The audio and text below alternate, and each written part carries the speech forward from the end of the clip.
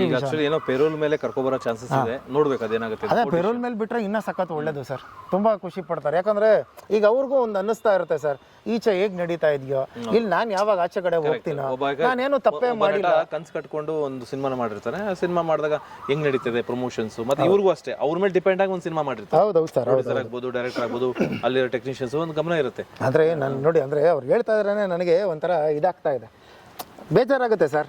ಆ ಥರ ವ್ಯಕ್ತಿ ನಾವು ಆ ಥರ ಎಲ್ಲ ನೋಡ್ಬಿಟ್ಟು ಯಾವ್ದ್ರಿ ಇದು ಸರ್, ಹೆಂಗೆ ಗೊತ್ತಾ, ನೀವು ಒಂದು ಹೆಸರು ಮಾಡಬೇಕು, ಪಬ್ಲಿಸಿಟಿ ಆಗಬೇಕಂದ್ರೆ ಒಂದು ಸಿನಿಮಾ ನಟ ಆಗಬೇಕು, ಇಲ್ಲಾಂದ್ರೆ ರಾಜಕೀಯ ವ್ಯಕ್ತಿ ಆಗಬೇಕು, ಇಲ್ಲಾಂದ್ರೆ ಒಳ್ಳೆ ದೊಡ್ಡ ರೌಡಿ ಆಗಬೇಕು, ಇಲ್ಲಾಂದ್ರೆ ಒಳ್ಳೆ ಸ್ಪೋರ್ಟ್ಸ್ ಮ್ಯಾನ್ ಪ್ಲೇಯರ್ ಆಗಬೇಕು.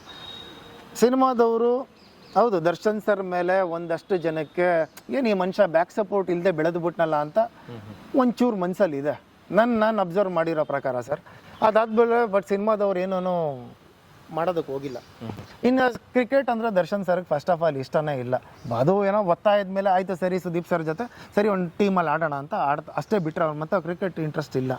ಇನ್ನು ರೌಡಿಸಮ್ ಬಗ್ಗೆ ಹೇಳ್ಬೇಕಂದ್ರೆ ಅವರು ಆ ಥರ ವ್ಯಕ್ತಿ ಇಲ್ಲ, ಅವರು ಒಬ್ಬರು ನಟರಾಗಿ ಈ ಫೀಲ್ಡ್ಗಂತೂ ಇಳಿಯಲ್ಲ.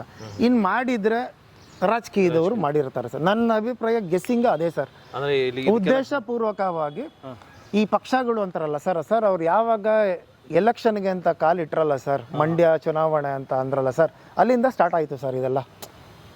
ಓಕೆ, ಇವ್ರು ಅವ್ರು ಅದೇ ಹೇಳ್ತಾ ಇದ್ದಾರೆ, ನಾನು ಯಾವ ಪಕ್ಷಕ್ಕೂ ಸೀಮಿತ ಅಲ್ಲ, ನಾನು ಅದಕ್ಕೆ ನಾನು ಹೆಗಲ ಮೇಲೆ ಹಾಕೊಳ್ಳೋ ವ್ಯಕ್ತಿಪರ ಅಷ್ಟೇ. ನಾನು ಒಂದು ಸಪೋರ್ಟಿವ್ ಆಗಿ ಅವರು ಕೇಳಿದ್ದಾರೆ.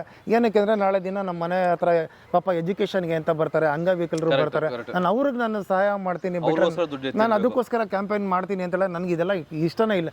ಎಷ್ಟೋ ಜನ ನೀವು ಡೈರೆಕ್ಷನ್ ಮಾಡಿಬಿಡಿ ಅಂದರೆ ದರ್ಶನ್ ಸರ್ಗೆ ಡೈರೆಕ್ಷನ್ನು ಇಷ್ಟ ಇಲ್ಲ, ಅವ್ರಿಗೆ ಆ್ಯಕ್ಟ್ರ ಅಷ್ಟೇ, ನಾನು ಆರ್ಟಿಸ್ಟ್ ಆಗಿ ಉಳಿಬೇಕು ಅಂತ ಆಸೆ. ಅದು ಬಿಟ್ಟರೆ ಇವೆಲ್ಲ ಇಷ್ಟ ಇಲ್ಲ. ಮಾಡಿತ್ತು ಅಂದರೆ ರಾಜಕೀಯದವ್ರದ್ದೇ ಕುತಾಂತರ ಅಂತ ಪ್ರತಿಯೊಬ್ಬರಿಗೂ ಗೊತ್ತು, ಬಟ್ ಯಾರು ಕಡ್ಡಿ ಅಲ್ಲಾಡಿಸ್ತವ್ರೆ ಅನ್ನೋದು ಗೊತ್ತಿಲ್ಲ ಅಷ್ಟೇ. ಅದೊಂದು ಕ್ವಶನ್ ಮಾರ್ಕ್ ಆಗಿ ಉಳಿದಿದೆ. ಓಕೆ ಸರ್, ನೋಡೋಣ ಏನಾಗುತ್ತೆ ಅದು, ಕಾನೂನು ಆದಷ್ಟು ಅದಕ್ಕೆ ಅವರು ಬೇಗ ಬರಲಿ ಸರ್, ಅದನ್ನೇ ನಾವು ಆಶಿಸ್ತೀವಿ. ಓಕೆ, ಫೈನಲ್ ಸರ್, ಒಳ್ಳೇದಾಗಲಿ ಸರ್. ಕಮಿಂಗ್ ಪ್ರಾಜೆಕ್ಟ್ ಯಾವುದಿದೆ ಸರ್? ಕಮಿಂಗ್ ಪ್ರಾಜೆಕ್ಟ್ ಇವಾಗ ಒಂದು ಪ್ರೋಸೆಸ್ ನಡೀತಾ ಇದೆ. ಆಮೇಲೆ ಒಂದು ಒಳ್ಳೆ ರೌಡಿಸಮ್ ಸಿನಿಮಾ ಮಾಡೋಣ ಅಂತ, ಎಲ್ಲ ರಿಯಲ್ ರೌಡಿಗಳನ್ನ ಇಟ್ಕೊಂಡು ಒಂದು ಬೇಸಲ್ಲಿ ಒಂದು ಸಿನಿಮಾ ಮಾಡಬೇಕಂತ, ಅದಕ್ಕೆಲ್ಲ ಸ್ಕ್ರಿಪ್ಟ್ ವರ್ಕ್ ನಡೀತಾ ಇದೆ ಸರ್. ಆದಷ್ಟು ಬೇಗ ಬರ್ತೀನಿ ಸರ್. ಒಳ್ಳೆದಾಗಲಿ ಸರ್. ಕಾನೂನು ಅಸ್ತ್ರ ಸಿನಿಮಾ ಮುಖಾಂತರ ನೋಡೋಣ ಸರ್, ಖಂಡಿತ ನಿಧಾನವಾಗಿ ಚಲಿಸಿ. ಸರ್, ಸೊ ನಿಧಾನವಾಗಿ ಬರ್ದಲ್ಲೇ ಬೇಗ ಬಂದ್ಬಿಡ್ಲಿ ಎಲ್ಲ. ನೋಡಿ, ಎಲ್ಲ ವಜ್ರಾಸ್ತ್ರ, ಕಾನೂನು ಅಸ್ತ್ರ, ಅಂಜನ್ ಎಲ್ಲ 2-3 ಲೆಟರಿಂದನೇ ಸ್ಟಾರ್ಟ್ ಆಗುತ್ತೆ. ನೆಕ್ಸ್ಟ್ ಟೈಟಲ್ ಕೂಡ ಒಂದು 2-3 ಲೆಟರಲ್ಲೇ ಇರುತ್ತೆ ಸರ್. ಓಕೆ ಓಕೆ ಸರ್, ಒಳ್ಳೆದಾಗಲಿ sir. Thank you so much sir.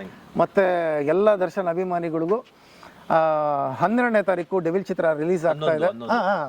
ಹೇಳ್ತೀನಿ 12 ಅಂತ ಆಕ್ಚುಲಿ ಡೇಟ್ ಅನೌನ್ಸ್ ಮಾಡಿದ್ದಾರೆ. ಅಭಿಮಾನಿಗಳಿಗೋಸ್ಕರ ಒಂದು ದಿನದ ಮುಂಚೆನೆ 11ನೇ ತಾರೀಕು ಚಿತ್ರ ರಿಲೀಸ್ ಆಗ್ತಾ ಇದೆ. ಸೊ ದಯವಿಟ್ಟು ಅದೇನು ಚಿತ್ರಮಂದಿರನ ಬ್ಲಾಸ್ಟ್ ಮಾಡ್ತೀರಾ, ಅದು ಹೆಂಗೆ ಚಿತ್ರನ ಗೆಲ್ಲಿಸ್ತೀರಾ, ಅದೆಲ್ಲ ಒಂದು ಕೂಸನ್ನು ಅವರು ನಿಮ್ಮ ಕೈಲಿ ಕೊಟ್ಟಿದ್ದಾರೆ. ಅದನ್ನು ನೀವು ಹುಷಾರಾಗಿ ಸುರಕ್ಷಿತವಾಗಿ ಯಾರಿಗೂ ಏನು ತೊಂದರೆ ಮಾಡದೆ.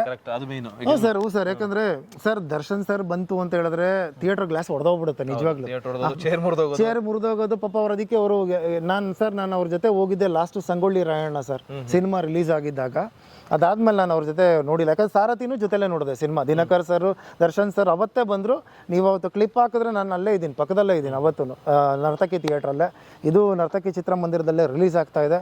ಅಭಿಮಾನಿಗಳು ಶಾಂತಿಯಿಂದ 100% ದರ್ಶನ್ ಸರ್ ಬರ್ತಾರೆ. ಅವರು ಅಪರಾಧಿನೂ ಅಲ್ಲ, ಆರೋಪಿನೂ ಅಲ್ಲ, ನಿರಪರಾಧಿ. ಅವರು 100% ಅವ್ರ ಕೈವಾಡ ಏನೂ ಇಲ್ಲ.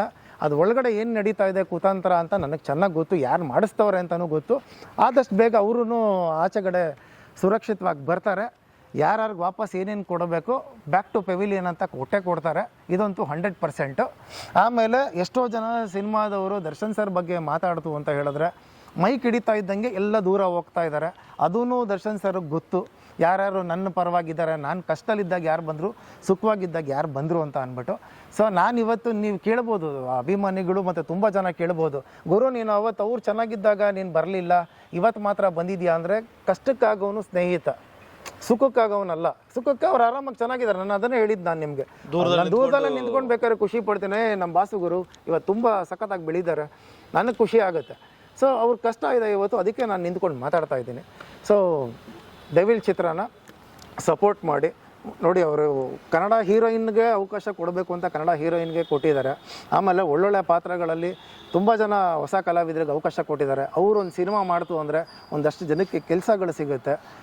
ಸೊ ಹಂಗಾಗಿ ಮತ್ತೆ ಅವ್ರು ನಮ್ಮ ಕನ್ನಡ ಸಿನಿಮಾ ಇಂಡಸ್ಟ್ರಿಗೆ ಬರಬೇಕು. ಇವತ್ತು ಸಿನಿಮಾ ಸರ್ ಏನು ಗೊತ್ತಾ, ಇವತ್ತು ಎಲ್ಲ ಪ್ಯಾನ್ ಇಂಡಿಯಾ, KGF ಮಾತ್ರ ಪ್ಯಾನ್ ಇಂಡಿಯಾ, ಕಾಂತಾರ ಮಾತ್ರ ಪ್ಯಾನ್ ಇಂಡಿಯಾ ಅಂತ ಅಂದ್ಬಿಟ್ಟು ಹೇಳ್ತಾರೆ ಸರ್. ಇವ್ರು ಯಾವತ್ತೂ ಪ್ಯಾನ್ ಇಂಡಿಯಾ ಸ್ಟಾರ್ ಆಗಿಬಿಟ್ಟಿದ್ದಾರೆ ದರ್ಶನ್ ಸರ್.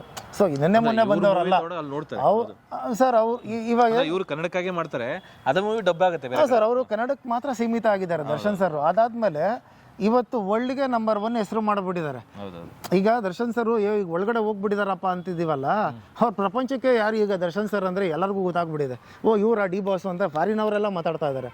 ಸೊ ಅವರು ನಿರಪರಾಧಿಯಾಗಿ ಬರಲಿ ಅಂತ ಅಂದ್ಬಿಟ್ಟು ನಾನು ಕೇಳ್ಕೊತೀನಿ ಸರ್. ಅಷ್ಟೇ, ಒಳ್ಳೇದಾಗಲಿ ಇಡೀ ಟೀಮ್ಗೆ.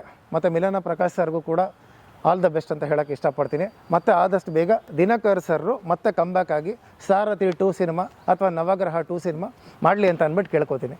Thank you so much sir. ನನಗೆ ಇದೊಂದು ಕಾಲಾವಕಾಶ ಕೊಟ್ಟಿದ್ದಕ್ಕೆ ಧನ್ಯವಾದಗಳು ಸರ್ ನಿಮ್ಮ ಚಾನಲ್ಗೆ. Thank you sir. Thank you sir. Thank you.